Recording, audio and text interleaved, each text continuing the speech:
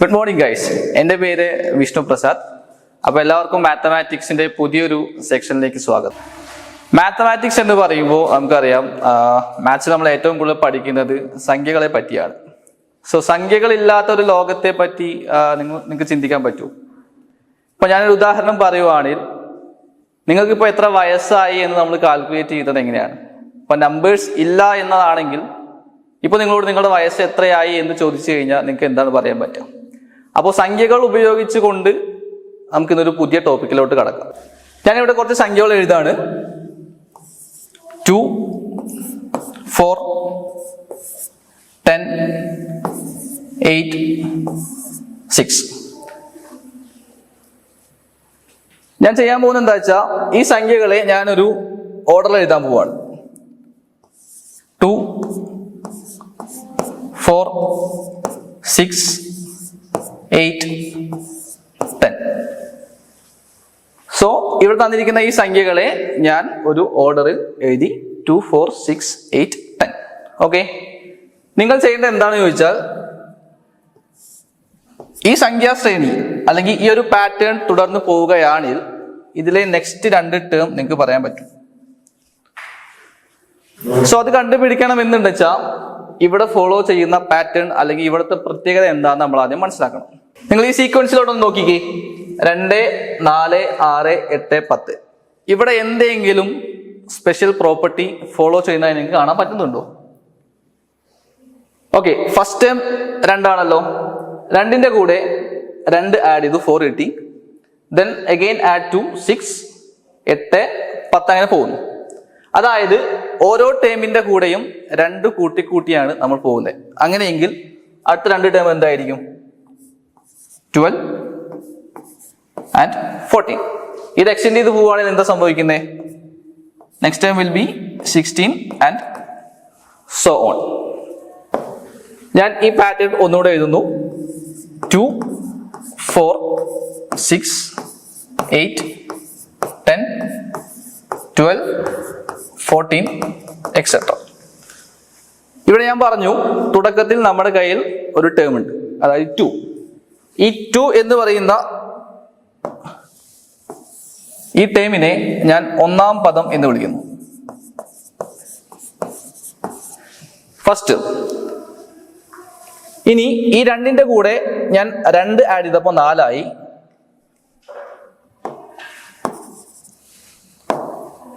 വീണ്ടും 4ന്റെ കൂടെ 2 ആഡ് ചെയ്തപ്പോൾ എനിക്ക് 6 കിട്ടി. അതായത് ഞാൻ ഇവിടെ ആഡ് ചെയ്യുന്ന ആ കോൺസ്റ്റന്റ് ആയ ടേം, അതിന് പറയുന്ന പേരാണ് പൊതുവ്യത്യാസം.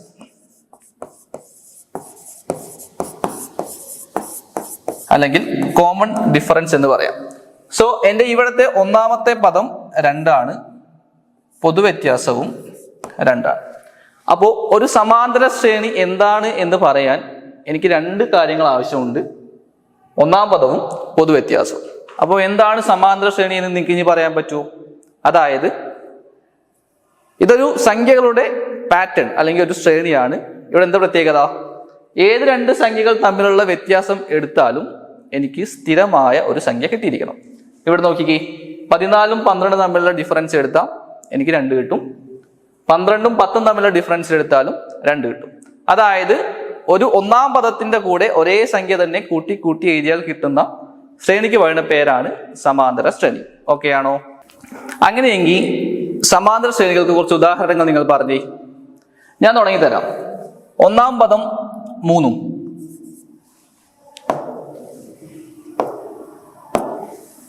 ഒന്നാം പദം 3ഉം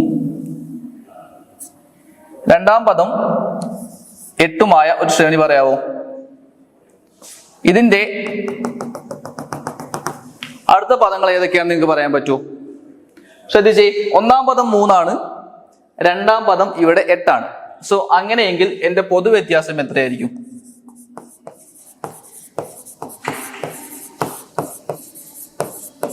രണ്ട് പദങ്ങൾ തമ്മിലുള്ള വ്യത്യാസം എടുത്ത് നോക്കിയാൽ മതി. 8 - 3 ചെയ്യുമ്പോൾ നിങ്ങൾക്ക് 5 കിട്ടും. സോ ഇവിടെ എന്റെ പൊതുവ്യത്യാസം 5 ആണ്. ഇനി എനിക്ക് അടുത്ത സംഖ്യകൾ പറയാലോ. ആദ്യത്തെ 3 ആണ്, പിന്നെ 8 ആണ്. ഇതിന്റെ കൂടെ ഞാൻ വീണ്ടും 5 കൂട്ടണം. സോ 8ന്റെ കൂടെ 5 കൂട്ടുമ്പോൾ എനിക്ക് 13 കിട്ടും. വീണ്ടും ഞാൻ 5 ആഡ് ചെയ്യുന്നു, 18 കിട്ടും. അങ്ങനെ ഈ ശ്രേണി തുടർന്നു പോകും. ഓക്കെ, അപ്പോ പൊതുവ്യത്യാസം എന്താണെന്നും ഒരു സമാന്തര ശ്രേണി രൂപീകരിക്കാൻ ഒന്നാം പദവും പൊതുവ്യത്യാസവും മതി എന്ന കാര്യവും നിങ്ങൾക്ക് മനസ്സിലായില്ലേ? അപ്പോൾ നമ്മൾ സമാന്തര ശ്രേണി എന്താന്ന് പഠിച്ചു, അതിന്റെ ഒന്നാം പദവും പൊതുവ്യത്യാസവും പഠിച്ചു. ഇനി എന്താണ് ഈ സമാന്തര ശ്രേണിയുടെ അപ്ലിക്കേഷൻ? നമ്മൾ നിത്യജീവിതത്തിൽ ഈ ശ്രേണി എവിടെയെങ്കിലും ഉപയോഗിക്കുന്നുണ്ടോ എന്ന് ചെക്ക് ചെയ്യണം. ഉദാഹരണത്തിന്, ഇപ്പോ നമ്മുടെ ഇടയിലെ ഒരാള്, അദ്ദേഹത്തിന്റെ കയ്യിൽ 15 രൂപ, സങ്കല്പിച്ചോളൂ, 15 രൂപ പോക്കറ്റ് മണി ആയിട്ടുണ്ട്. അദ്ദേഹം ഓരോ ദിവസം കൂടുന്തോറും ഇതിന്റെ കൂടെ ഒരു 3 രൂപ വെച്ച് കൂട്ടി വയ്ക്കുന്നു. അതായത് നിലവിൽ 15 രൂപയാണ് അദ്ദേഹത്തിന്റെ കയ്യിലുള്ളത്. അടുത്ത ദിവസം 3 രൂപ കൂടെ കൂട്ടുന്നു. സോ അത് 18 രൂപയായി മാറും. വീണ്ടും അടുത്ത ദിവസം 3 രൂപ കൂടെ കൂട്ടുന്നു. 18 അതിന്റെ കൂടെ 3 കൂട്ടുമ്പോൾ എനിക്ക് 21 കിട്ടും. സോ അങ്ങനെ ഈ ശ്രേണി തുടർന്നു പോകുന്നു. അങ്ങനെയെങ്കിൽ 20 ദിവസം കഴിയുന്ന സമയത്ത് അദ്ദേഹത്തിന്റെ കയ്യിൽ എത്ര രൂപയുണ്ടാകും? നിങ്ങൾക്ക് വേണമെങ്കിൽ ഇതിന്റെ 20 ടേം എഴുതി നോക്കി കണ്ടുപിടിക്കാം, കുഴപ്പമില്ല. പക്ഷെ നമ്മൾ നോക്കുന്നത് ഏറ്റവും സിമ്പിൾ ആയിട്ട് ഇതിനെ എങ്ങനെ അപ്രോച്ച് ചെയ്യാമെന്നാണ്. ഒന്നാമത്തെ പദം 15 ആണെന്ന് അറിയാലോ. ഒന്നാമത്തെ പദത്തിനെ ഞാൻ A1 എന്ന് വിളിക്കുന്നു. A1 equal to 15. ഇതിന്റെ പൊതുവ്യത്യാസം എത്രയാ? Common difference. തൊട്ടടുത്ത് കിടക്കുന്ന 2 പദങ്ങളുടെ ഡിഫറൻസ് എടുത്താൽ മതി. സോ പൊതുവ്യത്യാസത്തെ ഞാൻ D എന്ന ലെറ്റർ വെച്ച് സൂചിപ്പിക്കുകയാണെങ്കിൽ പൊതുവ്യത്യാസം എന്താവും? 18 നിന്ന് 15 കുറച്ച് നോക്കിയാൽ മതി. It will be 3. ഒന്നാം പദം 15 ആണെന്നും പൊതുവ്യത്യാസം 3 ആണെന്നും എനിക്ക് കണ്ടുപിടിക്കാൻ പറ്റി. ഈ 2 കാര്യങ്ങൾ ഉപയോഗിച്ചുകൊണ്ട് എനിക്ക് ഇതിന്റെ 20ാമത്തെ പദം കണ്ടുപിടിക്കണം. നമുക്ക് 20ാമത്തെ പദം കണ്ടുപിടിക്കണം. അതിനു മുന്നേ ഞാൻ ചോദിക്കട്ടെ, ഇതിന്റെ 2ാമത്തെ പദം 18 ആണല്ലോ. ഈ 18 കിട്ടാൻ ഒന്നാമത്തെ പദത്തിന്റെ കൂടെ ഞാൻ ഒരു തവണ പൊതുവ്യത്യാസം കൂട്ടിയാൽ പോരെ? അതായത് ഒന്നാമത്തെ പദം 15 ആണ്. ആ 15ന്റെ കൂടെ ഒരു തവണ പൊതുവ്യത്യാസം കൂട്ടുമ്പോൾ എനിക്ക് എന്ത് കിട്ടുന്നു? 15 + 3 18. അതായത് 2ാമത്തെ പദം കിട്ടുന്നു. ശരിയല്ലേ? ഇനി ഒന്നാമത്തെ പദവും 3ാമത്തെ പദവും തമ്മിലുള്ള ബന്ധം നോക്കിക്കേ.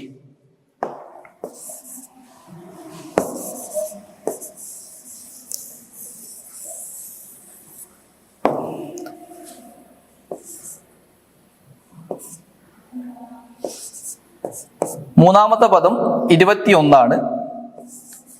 ഒന്നാമത്തെ പദം 15 ആണ്. ഇവിടെ എന്താണ് ബന്ധം? ഒന്നാമത്തെ പദവും 3ാമത്തെ പദവും തമ്മിലുള്ള ബന്ധം എന്താണ്?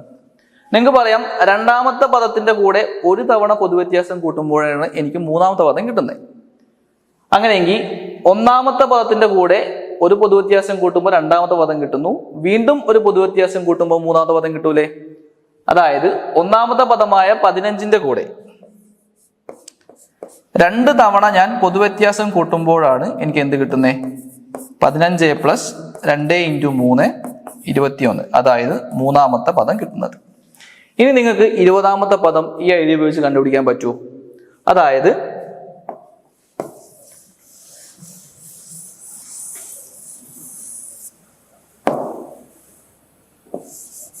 ഇരുപതാമത്തെ പദം കണ്ടുപിടിക്കാൻ ഒന്നാമത്തെ പദത്തിന്റെ കൂടെ എത്ര തവണ ഞാൻ പൊതുവ്യത്യാസം കൂട്ടേണ്ടി വരും? ശ്രദ്ധിക്കൂ, ഒന്നാമത്തെ പദത്തിന്റെ കൂടെ 2 തവണ പൊതുവ്യത്യാസം കൂട്ടുമ്പോൾ എനിക്ക് 3ാമത്തെ പദം കിട്ടുന്നു. ഒന്നാമത്തെ പദത്തിന്റെ കൂടെ ഇനി 3 തവണയാണ് ഞാൻ പൊതുവ്യത്യാസം കൂട്ടുന്നത് എങ്കിൽ എനിക്ക് 4ാമത്തെ പദം കിട്ടും. അങ്ങനെയെങ്കിൽ 20ാമത്തെ പദം കിട്ടാൻ വേണ്ടി ഞാൻ 19 തവണ പൊതുവ്യത്യാസം കൂട്ടേണ്ടി വരും. ശരിയല്ലേ? എത്രയാണ് കിട്ടുന്നേ? ഒന്നാമത്തെ പദം 15 ആണ്. 19 × 3. ശരിയല്ലേ? അതെന്ത് വരും? 15 + 19 × 3 ചെയ്യുമ്പോൾ 57 കിട്ടും. അത് കൂട്ടുമ്പോൾ എനിക്ക് 72 കിട്ടും. അതായത് 20ാമത്തെ പദം എത്രയാന്ന് കിട്ടി? 72 ആണെന്ന് കിട്ടി. ശരിയല്ലേ? അതായത് 20 ദിവസം കഴിയുമ്പോൾ അദ്ദേഹത്തിന്റെ കയ്യിലുണ്ടാകുന്ന പോക്കറ്റ് മണിയാണ് ഈ 72 രൂപ. ഓക്കെ, 20ാമത്തെ ദിവസം കഴിയുമ്പോൾ അദ്ദേഹത്തിന്റെ കയ്യിലുണ്ടാവുന്ന പോക്കറ്റ് മണിയാണ് ഈ 72 രൂപ. ഈ കാര്യം നമുക്കൊന്ന് ജനറലൈസ് ചെയ്താലോ?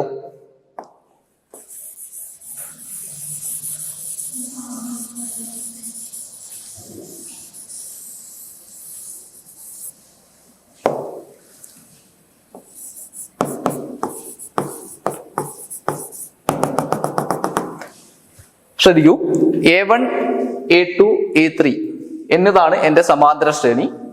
എനിക്കിതിൻ്റെ nth ടേം, അതായത് n-ാമത്തെ പദം കണ്ടുപിടിക്കണം.